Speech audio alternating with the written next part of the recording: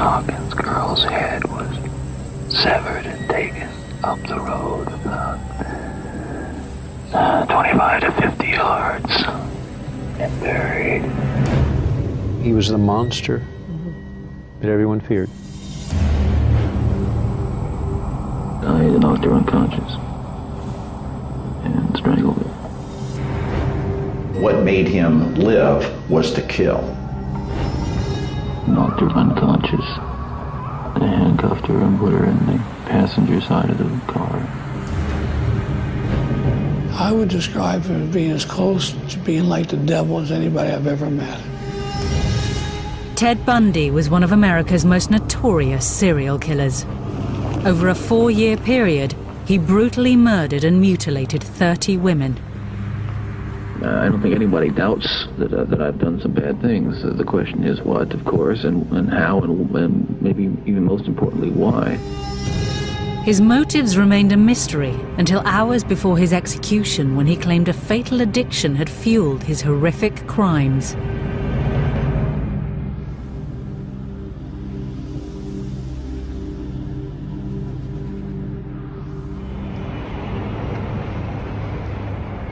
On January the 23rd, 1989, at Florida State Prison, journalists were being shut out of one of the biggest death row stories of the decade. The serial killer Ted Bundy was about to reveal what had driven him to commit some of the worst sex crimes America had ever seen. In 5 cases, he took the girls' heads off and kept them as souvenirs. In one case, I believe he bit a nipple off. He was like a shark, just, feeding in a frenzy. He could look into their eyes, he could hear their last gasp, and actually breathe their last breath as they exhaled.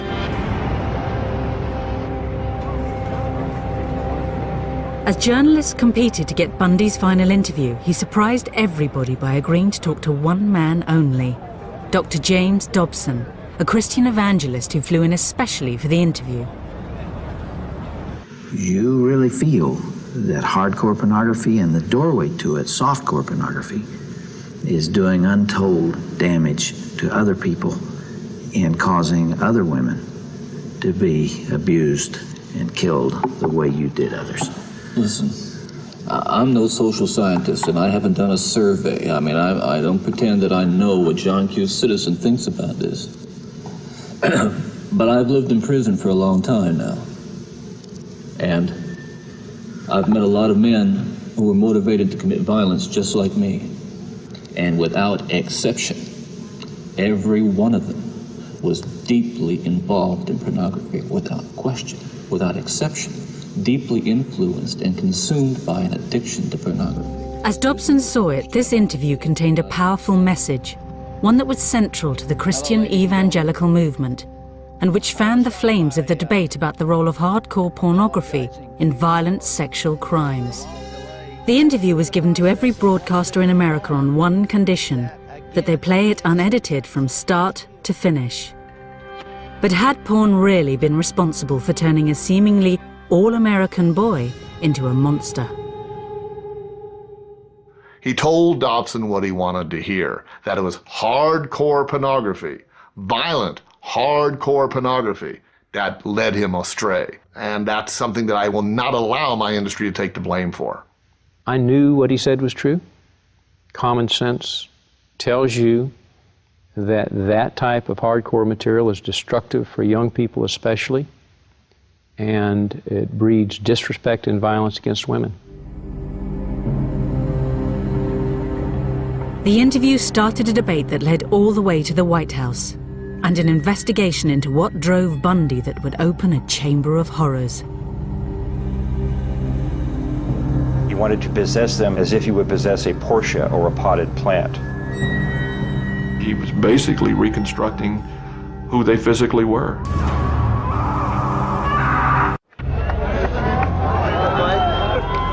On the eve of serial killer Ted Bundy's execution, crowds gathered outside Florida State Prison, determined to see justice done to one of America's worst murderers. To comprehend all this, you have to go back a few years to try to understand Ted Bundy, what he did, and who he was. I think Ted Bundy in the United States probably is the standard by which other serial killers are judged. In a 4-year period, Bundy committed a series of vicious killings that horrified the public. Beginning with Linda Ann Healy in January of 1974, Bundy began killing approximately 1 girl a month. In fact, later on, the police would produce what they called the Girl of the Month Club, as they traced the girls who disappeared and then were later found dead. When police finally arrested Bundy, America was shocked. He appeared to have it all. He was good-looking, articulate, a law student and a budding Republican. But he also had a fatal addiction to pornography. Once you become addicted to it, and I look at this as a kind of addiction, like other kinds of addiction, I would keep looking for more potent, more explicit, more graphic kinds of material. Like an addiction, you keep craving something which is harder, something which gives you a greater sense of excitement. But had this addiction made him a killer? This controversial interview divided public opinion on the role of pornography in sex crimes. It was an extraordinary meeting between a violent serial killer and a Christian evangelist that had been brought about when God sent a message to a lawyer and his wife. We were watching the evening news, and they showed us a picture of Ted Bundy, and she looked at me and said, "John, the Lord just told me that you're going to have a dramatic influence over his life." With Christ's assignment in mind, John and Marcia Tanner became regular visitors to Bundy on death row. There was another issue that Ted eventually revealed, and that was the role that hardcore pornography had played in diverting his path to the one that he ultimately took. What happened with adult entertainment between 79 and 89 is became prolific. It became videotaped. It became accessible beyond people's wildest dreams. It moved out of the theaters and into the home. The Tanners' visits coincided with a sea change in attitudes to pornography. So when Ted Bundy said he had a message he wanted to be heard, they knew just who to approach. James Dobson was a Christian evangelist and a member of the powerful Meese Commission that had investigated the links between pornography and crime and was vehemently anti-porn. A repentant serial killer, especially one as photogenic as Bundy, must have seemed like divine intervention. I told him that I thought we could trust Dobson to not glamorize or pervert or sensationalize what he had to say, but would probably take his words and let him just tell his story. The interview was arranged for the eve of Bundy's execution and was greeted with skepticism by seasoned Bundy watchers. Dobson honed in on the pornography detail because that was his shtick. He was trying to have a war on pornography. He'd been part of a task force that he had helped get engineered through the federal government, and he wanted to use Ted Bundy as the poster child of why pornography is bad. In his 10 years on death row, Bundy had gained a reputation for being a cunning and manipulative interviewee. Dobson was entering the lion's den. With nothing to lose, this final taped interview seemed like the perfect opportunity to really find out what made Bundy the killer tick. First of all, you, as I understand it, were raised in what you consider to have been a healthy home. Absolutely. You were not physically abused, you were not sexually abused, you were not emotionally abused. No way. And that's part of the tragedy of this whole situation, is because I grew up in a wonderful home with two dedicated and loving parents and one of 5 brothers and sisters.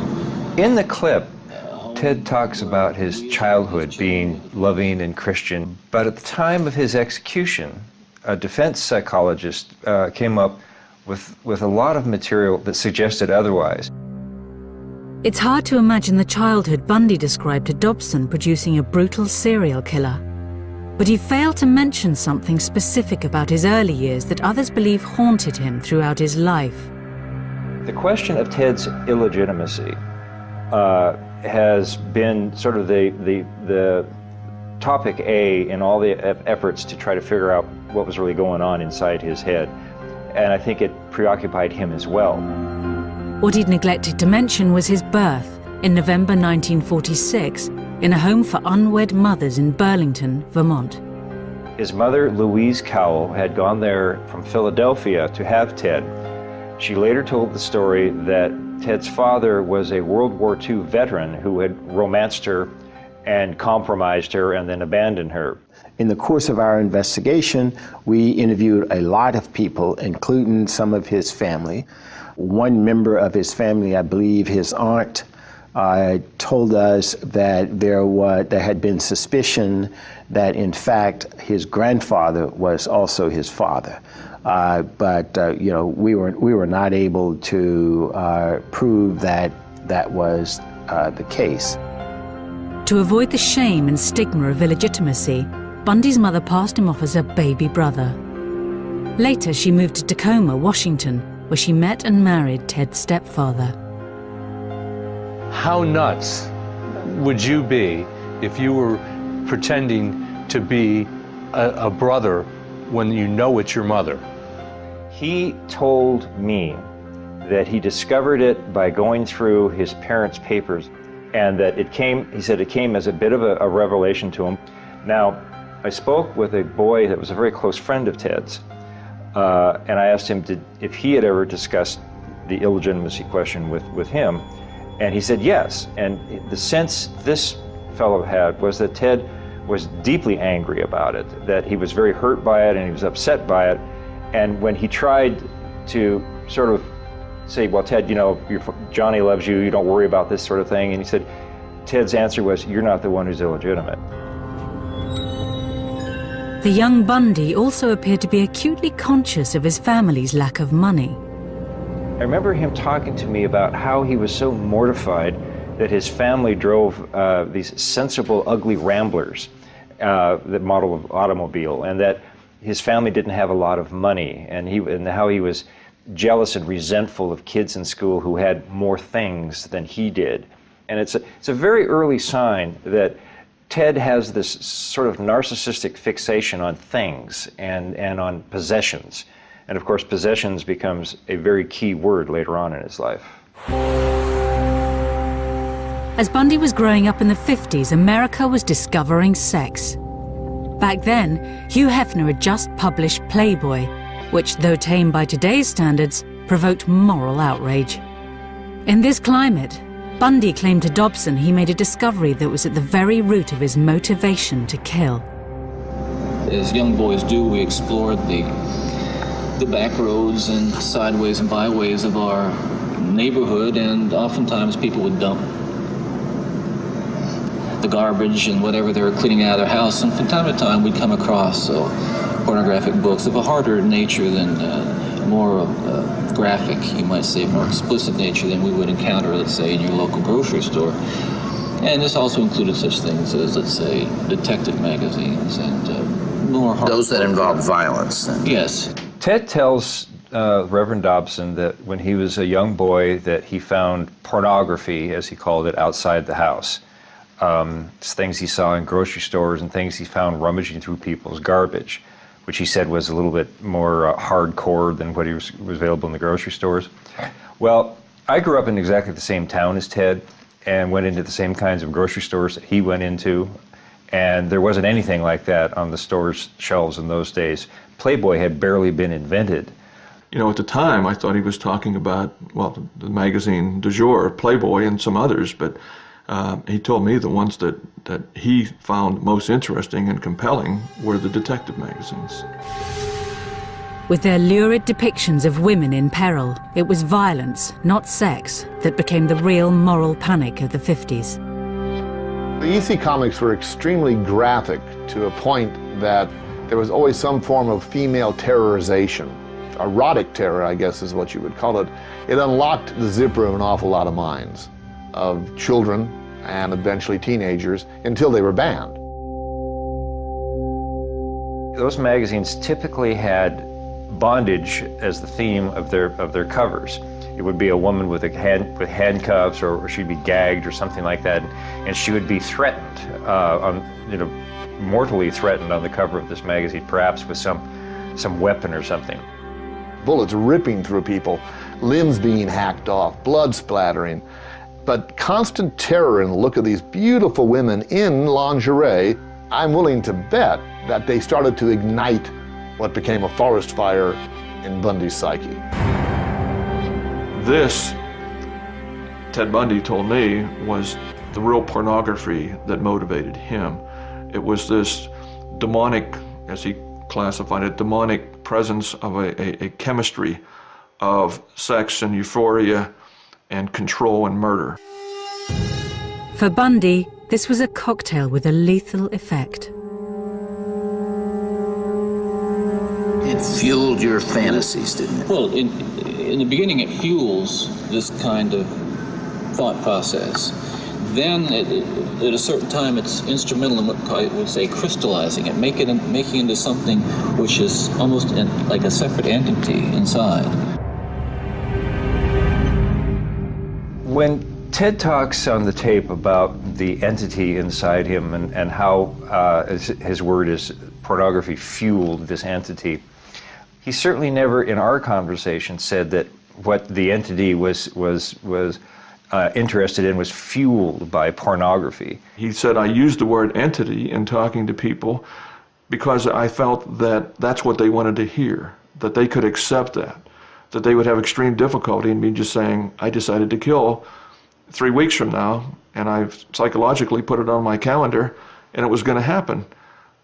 He thought that people had difficulty in comprehending that, so he said, I used the word entity or ulterior forces or something like that. It's not uncommon for other serial killers to do that. I've had the opportunity to interview many. The key issue here is that Ted was on this course to behave the way he behaved with or without pornography. Gradually, Bundy started turning his fantasies into a disturbing reality. One night, he gets drunk, and he's had quite a bit to drink, and he's walking down a street, and he sees a woman walk out of a bar, and not even thinking, he follows her. And he follows her to her house, and as she's trying to get in the door, he runs up behind her, and she screams, and he runs away. Again, he's out one night, prowling around. Again, he's had something to drink. Again, he sees a woman. This time, he grabs a stick and comes up behind her and hits her on the head. And then, again, shocked at what he's done, runs away. He gets into peeping, which is one way of getting what he wants, working on, building his fantasies. Peeping in the window, masturbating, peeping in the window, masturbating, and then one day he just jumped over the line and went nuts. On January the 4th, 1974, Bundy crossed the line. 18-year-old Joni Lenz was attacked in her bed. She was found barely breathing, covered in blood, and with a metal bed frame rammed into her vagina. Incredibly, she survived. Others would not be so lucky. By July 1974, the whereabouts of 6 missing girls around the Northwest remained a mystery. Bundy had become a calculating killer. Each time I'd harm someone, each time I'd kill someone, there'd be an enormous amount, especially at first, enormous amount of horror, guilt, remorse afterwards. But then that impulse to do it again would come back even stronger. Now, believe me, the unique thing about how this worked, Dr. Dobson, is that I still felt in my regular life the full range of guilt and remorse about other things, regret and... but you had this compartmentalized... This compartmentalized, very well-focused, very sharply focused area where it was like a black hole. It was like a, like a crack, and everything that fell into that crack just disappeared. I mean, he shocked me at times because he could be so remote from the crimes that he committed. He had so depersonalized these victims.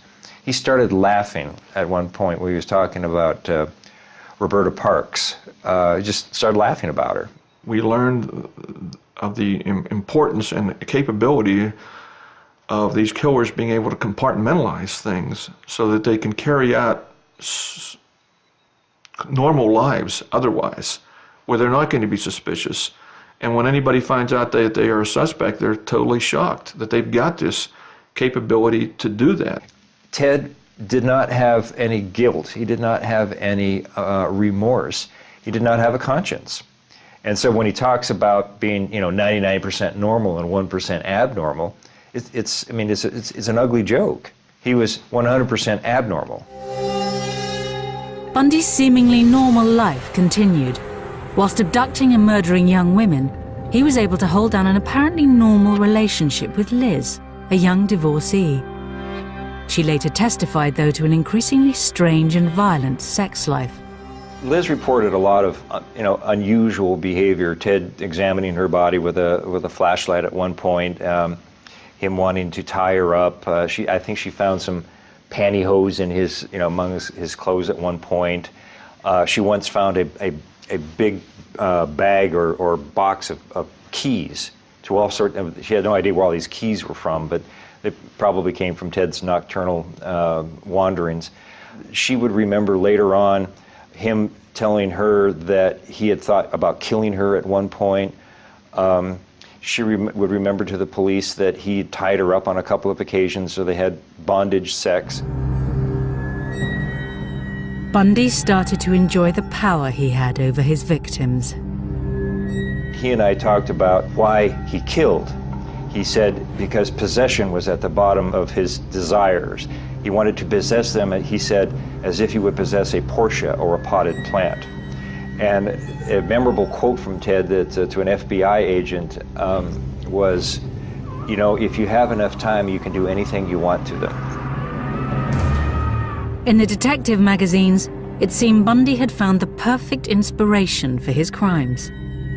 He reconstructed those magazine covers. Some of the victims were found with their hair styled in different ways than they normally would, or different clothing or different makeup on.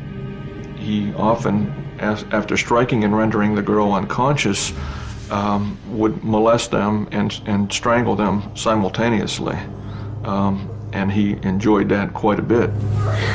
Bundy's killings continued across the Midwest until his luck ran out, and he was arrested over a failed abduction in Utah. Police raided his apartment, but what they found there and at later locations wasn't exactly hardcore.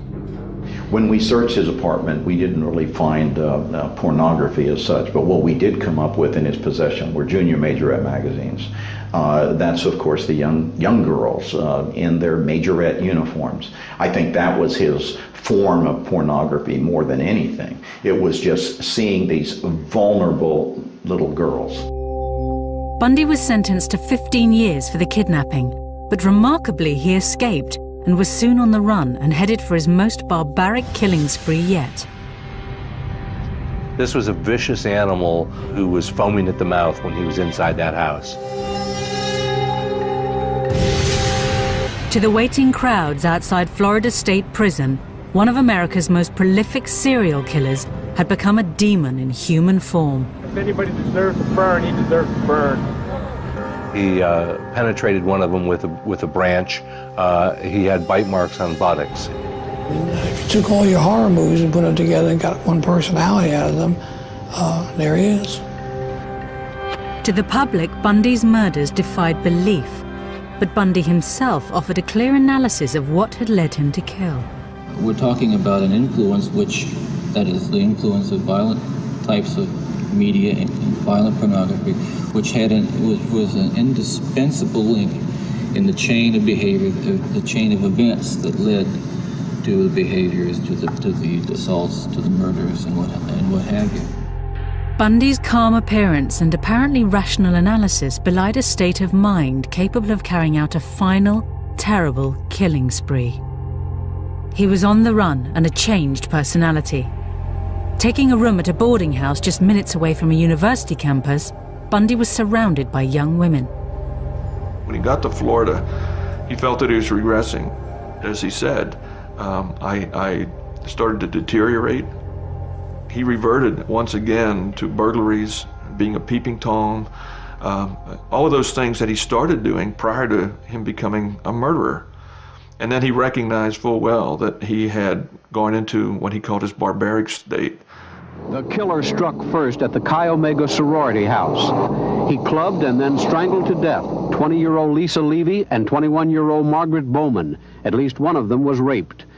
The killer came in from the night and then returned to it with an ease that has so far baffled police and left most co-eds here terrified. So when Bundy left the Chi Omega house, he took off down this street and then turned down this corner here. He traveled maybe 3 blocks. And I imagine he was pretty much in a frenzy.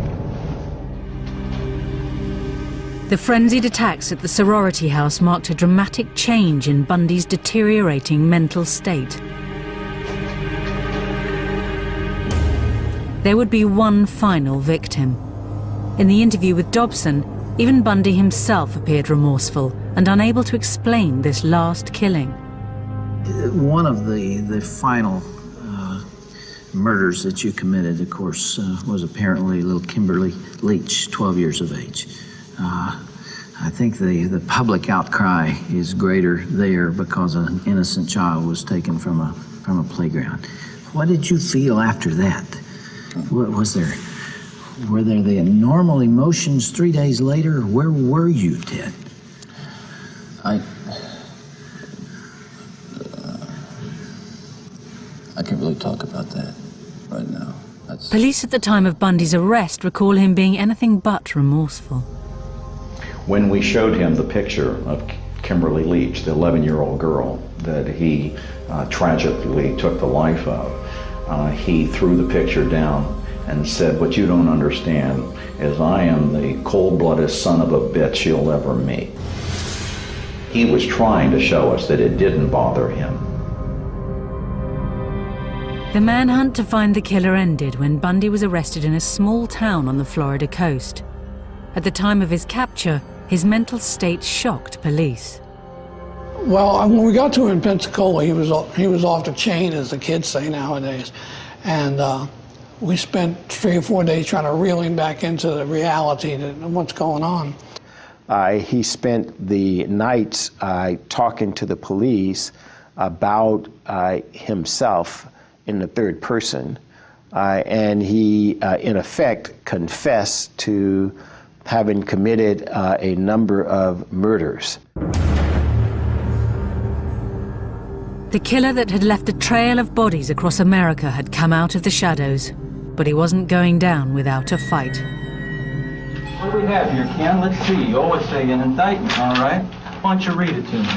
You're up for election, aren't you? Mr. Bundy? You got it, didn't you? Mr. Bundy? You told me that you were going to get me. He said he was going to get me, okay? You've got the indictment. It's all you're going to get. Protesting his innocence, he was going to lead his own defense. The public would have to prepare themselves for a new Bundy. Ted, the showman. Good afternoon, citizens. My name is Ted Bundy, and I'm the defendant in the case, and I'm just here to introduce myself. Bundy's trials were among the first to be televised, and his notoriety turned them into a media circus. The ego, narcissism, and outright arrogance of the serial killer were on open display and created a figure of grotesque fascination. I think the people in Florida, both the public and the prosecutors in the case, and the judges probably also, were fascinated by the enormity of what they thought he had done, and the fact that he could have been the person next door. Somebody described him as kind of a lot of common people's ideal of kind of person they would like their daughter to marry. And so I think that there's something frightening about the prospect that, this all-American looking guy could be a serial killer. Bundy became a cult figure. Women flocked to his trial. Every time he turns around, I kind of get that feeling, no, gonna get me next. But yet you're fascinated by him. Very, very. Every night when I go to bed, I just, I get very scared. I shut my door and lock him, Try to imagine yourself in his place and to see how he's feeling, looking at the pillows, the blood stains and everything, and if he really did it or not. Why do you do it? I don't know. Robin Lloyd, Channel 4 News. Ted had his gallery of women nearly every day in court, and they would send him messages. They would try to get his attention. They would try to catch his eye. And then later when he was on death row, he got tons of mail from them. They would send him nude pictures of themselves, erotic stories, their fantasies of being with him. It's a very bizarre syndrome, and I frankly at a loss to explain it. You're going to represent yourself, or you're going to get another attorney? I'm staying with the man I know best right now, and that's me. His ego led him to believe that there wasn't a brighter attorney out there, even though he had never finished law school. The extraordinary part about the Bundy trial was the extent of his participation in it. Bundy appeared every inch the lawyer, cross-examining witnesses, analyzing blood samples, even questioning forensic evidence of bite marks taken from a victim's bottom. Our contention all along, Your Honor, has been that they have taken my teeth and twisted them every which way but loose to fit. He swaggered across the courtroom and he does all the gestures, puts his hands down, and I mean, he watched enough courtroom and enough Perry Mason on television that he absolutely looked and sounded the part of a lawyer. And it was just amazing to believe that this was the guy that was accused of all these brutal crimes. Good morning, officer. Just as he had separated his murders from his everyday life, in court, Bundy separated the serial killer from the lawyer, though the jurors felt differently. He was apparently thinking he was coming across as a lawyer, and they were seeing him in a much different light. He never really appreciated the weight of the accusations that he carried with him and the effect that that had on ordinary people. The first victim you saw was Kathy Clark. Bundy appeared to relish the role of lawyer, at one stage launching into such an excruciatingly detailed cross-examination that he appeared to be reliving the crime. One after another, his trials were descending into chaos. It went day and night on his whim. He got to the point of auditioning some of the lawyers for who would make the opening statement, who would cross-examine certain witnesses, who would make the closing argument. To lawyers trying to conduct an overall strategy of a trial, this was impossible to deal with. You couldn't have a theory of defense when the client was constantly pulling the rug out from under you. In a final act of farce, Bundy used a legal quirk of Florida law, the fact that his girlfriend was under oath, to conduct a brief but legal marriage ceremony. Do you want to marry me? And I want to marry you.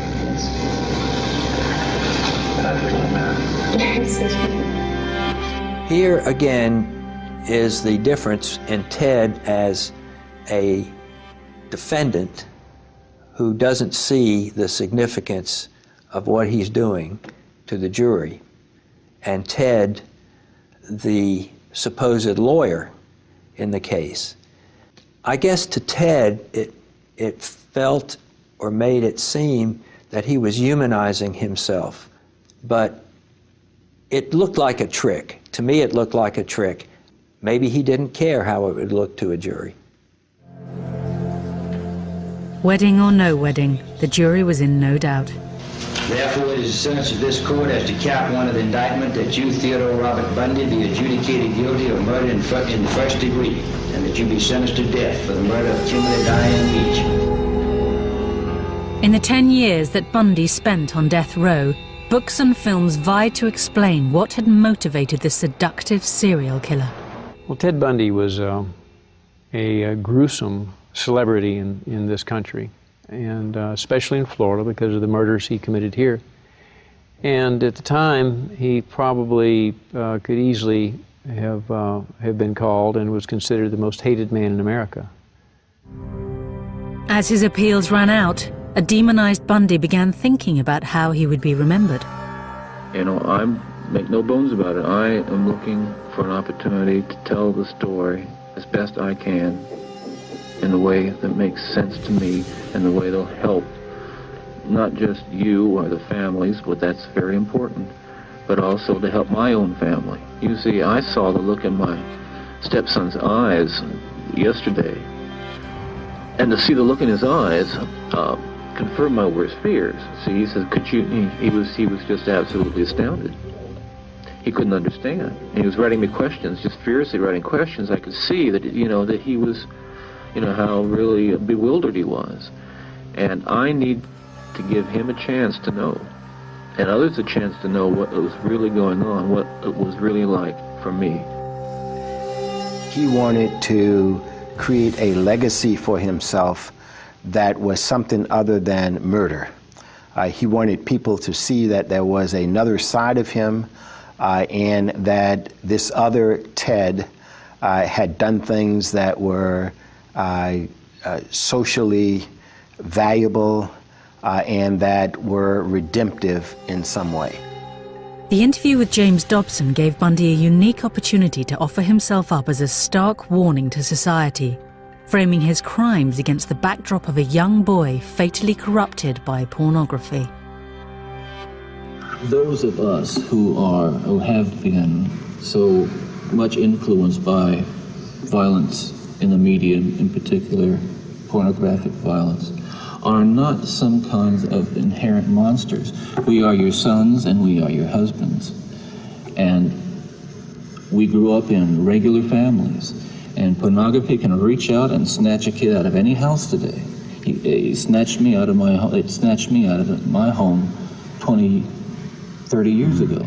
Towards the end of the interview, Ted sort of begins to catch on to what Dobson wants him to say, and you notice that he issues these dark warnings about all the other the other minds out there that are being polluted by what they see on cable TV, and what he's arguing is that the individual responsibility, to be a citizen, to not be sociopathic, to actually be empathetic and have a conscience, can be undermined by dirty pictures, and it simply is not true.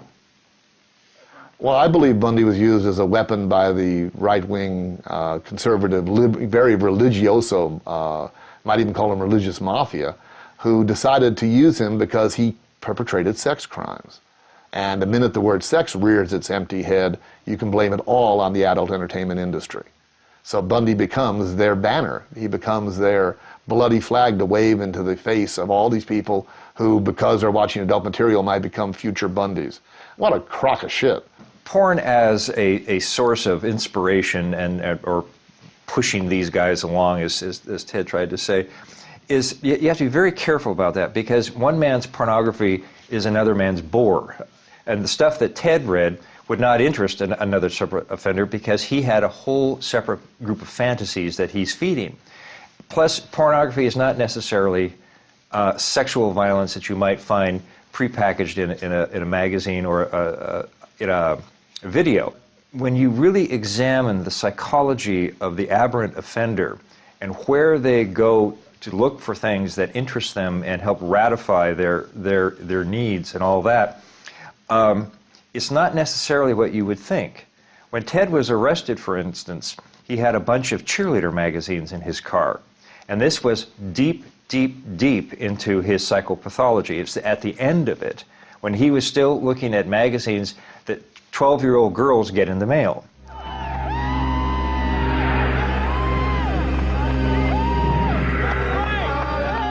Guilty and awaiting execution, the true scale of Bundy's atrocities became apparent. He was confessing to a murder on a tape recorder as he walked down the hall to the electric chair.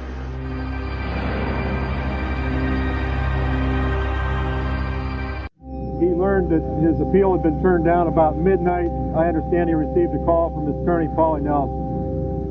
Prison officials are now preparing to shave his head and prepare him for execution at 7 o'clock. The execution of Ted Bundy couldn't come fast enough for a crowd that was beginning to feel like a lynch mob. I think it was clearly the circus atmosphere that developed here this morning.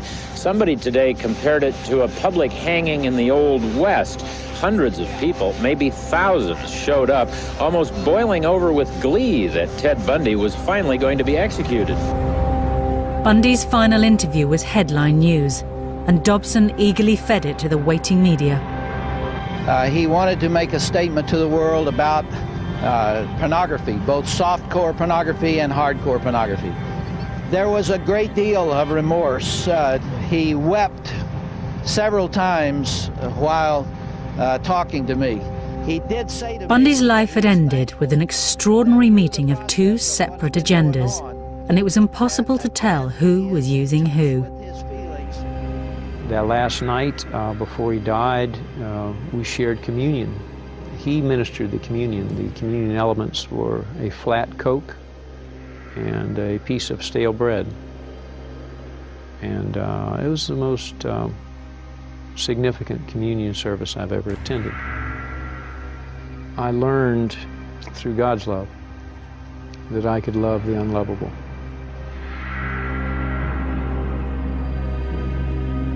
Bundy was suspected of having killed 30 women, but by the time police and FBI finished questioning him, that figure was closer to 100.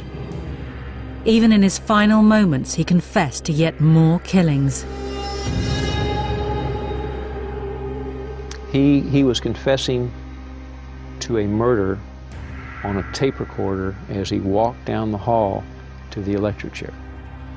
I knocked her unconscious and strangled her and drug her into 10 yards into the small grove of trees that was there.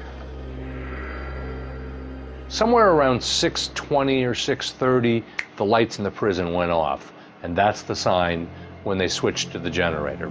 At some point, they brought Ted in, and he was being supported by the guards. Sort of walked in.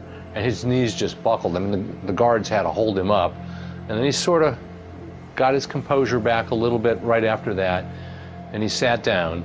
They then began to prepare him for the execution, strapping him in. And he looked at everybody in the room, one by one, went through everybody's eyes, trying to see who he knew or who he remembered.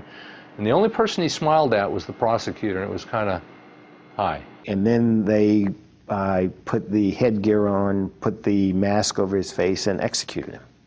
And you see the body tense up like that, and then it sort of loosens up.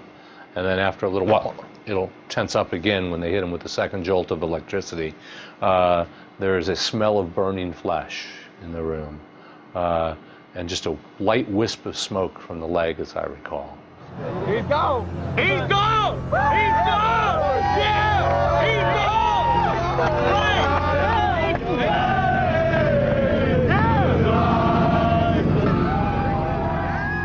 Bundy the monster was gone.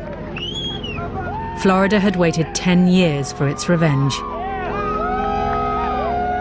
In the days after his death, one question went to the heart of Bundy's killings. Ted, what would your life have been like without that influence?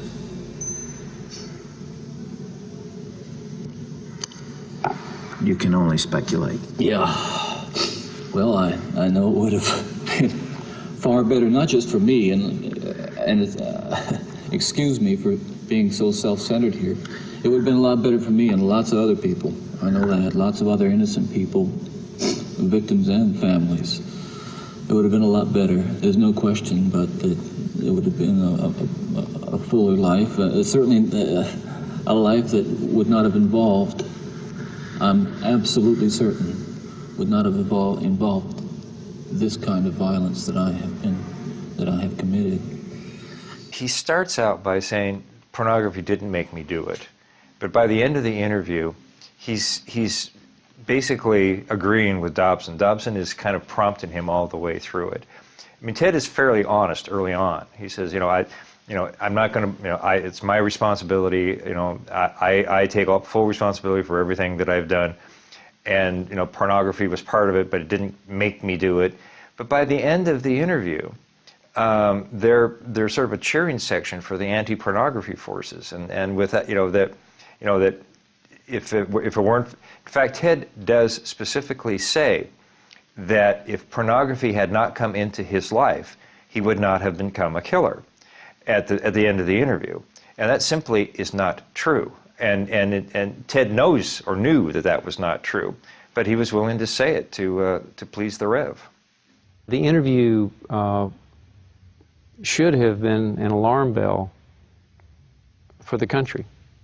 It should have been a wake-up call for parents. It certainly motivated me. I launched into a vigorous anti-pornography campaign as the state attorney and lost my next election because of it. I think Ted had a lot of things going on in that interview. He wanted somehow to look a little bit better in everybody's eyes. He was probably talking to his mom. He was probably, he was so careful saying, my mother loved me and she protected me and all this sort of thing. It was Bundy trying to put his spin on his career. I asked him about pornography a couple times, and for some people it's a disease, humiliation, control kind of disease. Other people it's just fun. But I asked him about it, and he said, why would I need pornography when I have the real thing? And then from what he's done during some of his alleged murders, he did have the real thing. I've heard some people say he obviously had some brain damage as a young child. Others will say it's an inherited bad gene. Others would say it was a psychological scars from his youth. Others would say he read pornography. And I discussed these things with him, and his feeling was all of these factors may have entered into my life somehow without me even knowing it. However, I planned the crimes. I understood what I was doing, and regardless of what label anyone might choose to pin on me, I'm responsible. I'm not proud of it. I wish it didn't happen, but it was my decision.